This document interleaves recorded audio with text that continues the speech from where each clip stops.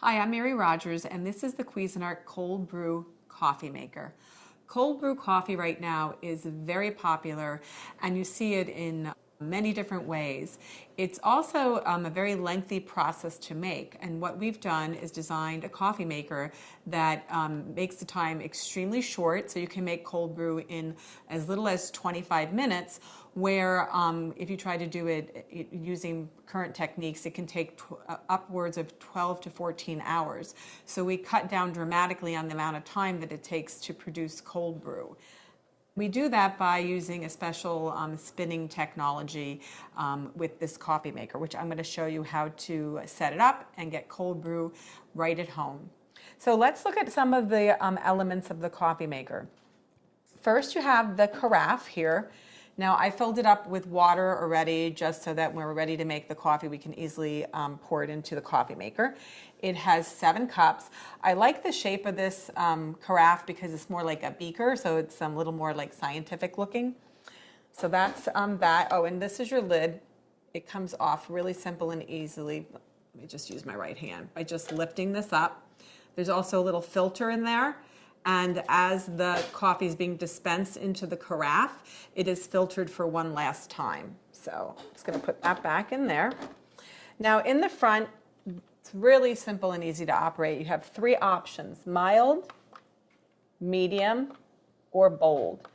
Mild takes 25 minutes, medium takes 35 minutes to brew, and bold takes 45 minutes. And then once you pick whatever strength that you prefer, you just hit the brew button and then it'll start operating. But I'll show you how to do that step by step. So this is your lid for your basket, and inside here, this is the coffee chamber. You unscrew the lid, and this is where we're going to put the ground coffee in there. And the nice thing too is you can fill this many different ways. You can fill it by removing it completely, or if you prefer, you can have it already in the machine and just scoop the coffee directly into the machine if you like. So that's that. This is your water reservoir, and it's great too because it's completely removable. So you can take this to the sink and fill it up directly. And the other thing I want to point out is that in the back here, you'll see there is 2 areas where there's markings.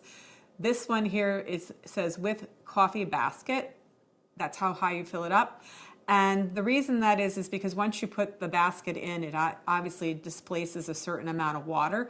So you need to use that measurement if you have the basket already in the water reservoir.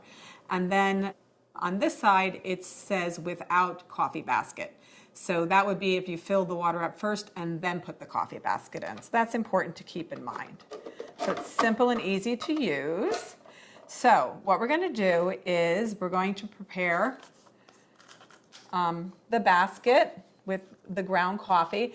Now, we give you the instructions in the manual that comes with your product, and it tells you how many scoops to use.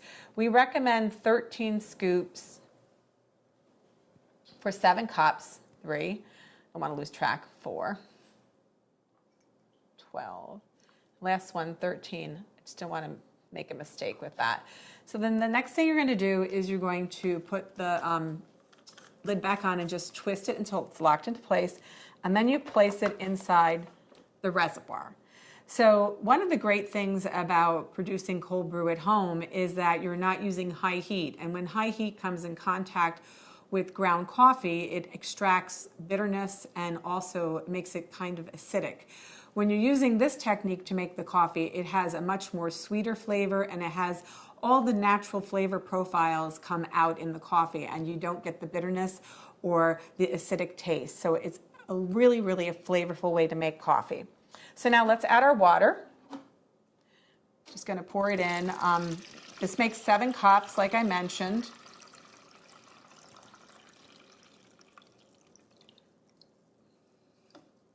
I'm going to put the carafe back in the bottom. And one of the things I did not mention, put the lid on. And today I'm going to make a batch of mild, but so the other thing that I meant to mention is the lever in the front. which I'm going to show you how to use later. There's a function that releases the coffee, and when it goes through the entire process of spinning, when it's done, we will release the coffee. So you'll see that how exactly that's done. So we're going to pick mild, and we're going to start brewing, and you'll see what happens.